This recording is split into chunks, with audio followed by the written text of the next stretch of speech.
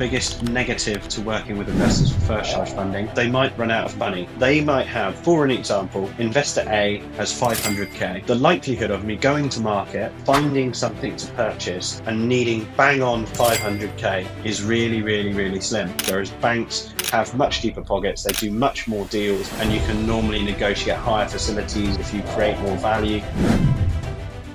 Anyone uses investor finance for first charge debt. On those two purchases, I renegotiated the stamp duty. I'm actually using first charge lending from a investor, and I kind of don't really normally like doing that, and I'll explain why, and I'll explain why you as a property investor or property developer might find it useful to buy with investors' cash rather than using a bank. So there's multiple reasons that there's pros and cons. The biggest negative to working with investors for first charge funding is because they might run out of money. So they might have, for an example, investor A has 500k. The likelihood of me going to market, finding something to purchase and needing bang on 500k is really slim. But if I work with a bank, they've got a whole facility. We talked about they borrow money. They've got a whole credit line of facility that they need to get out the door, and they have a certain criteria that they need to hit to get out the door. And if you need to borrow 400 or 600, you can do the deal. With the private investor, if you do 400, they might be a little bit disheartened because they haven't used the full facility. If you try for 600, they simply can't afford that, and they haven't got liquidity for that. So that is the main reason I don't like doing this and working with investors on first charge lending, because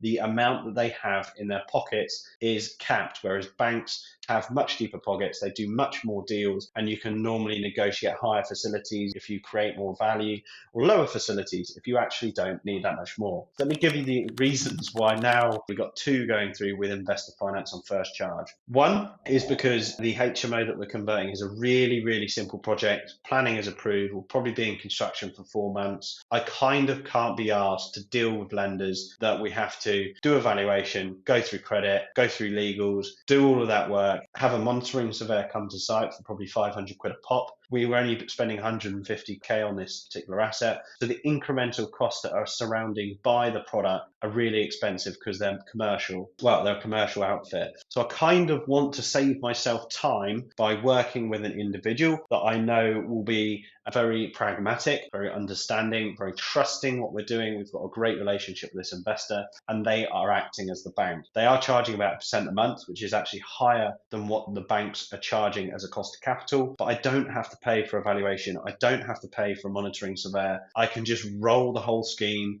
I've got all the funds from day one, and it's a much more simplified process. What we always have to remember here is I am a property developer. I am not someone that's dealing with finance every day. So if I just stick to what I'm good at and they stick to what they're good at, all this fluff in between is then completely negated. All that fluff in between that comes at a cost, and typically at a cost in the thousands, is kind of kills a lot of smaller deals, HMO conversions, 500k flip conversions. All of those small deals struggle to facilitate all of those costs around the project. So what I highly recommend is when you do larger projects, it's a good place to be in with a bank, because every time you do a monitoring survey and drawdown for £500 or £1,000 per visit, if you're drawing down 200k, that pays for its weight for those drawdowns. So these are some things to think about. The second reason that you might work with a private investor for a first charge is if it's a really quick flip. One of the other projects, which isn't the one that you can see on the screen, it was a quick flip, and we are planning to get in and out within sort of 5 to 6 months. All of that aggravation with banks is kind of painful to deal with for such a short turnaround period of a project. So we've decided to buy that in cash, convert in cash, and sell that particular site on. The benefit for the investor that would have been coming on an equity second charge joint venture has now got also first charge and full control of the asset. We have to be quick, and we will turn that project around as quickly as possible. So just to put some context and some numbers and some data behind that, if you can see the screen, you will see an actual Excel comparable finance chart that I have built, which shows the HMO project and the cost of finance difference. So you will see there, if you want to have a look at private lender and lender 4. Lender 4 are a very well-known bank. Their lending criteria, including arrangement and exit, was 11.81% blended per year. So actually quite a cheap cost of capital, given that my private lender is at 12% per year, but I have to pay for quite high legal costs, valuation fee, admin fee, and monitoring surveying fee. And the facility is going to cost me £49,000 in finance costs. I also need to put in £140,000 worth of investment in, which means my return on equity on that particular deal was 25% because of that capital going in and the cost of that finance coming back. Whereas if we now compare that to the private lender, the cost of the capital is higher, it's 12%, but there's no in and out fees, there's no valuation, admin and monitoring surveying fees. The total cost of finance is £47,000, which I'm happy to pay to that private individual. I've put in £146,000 in cash, and the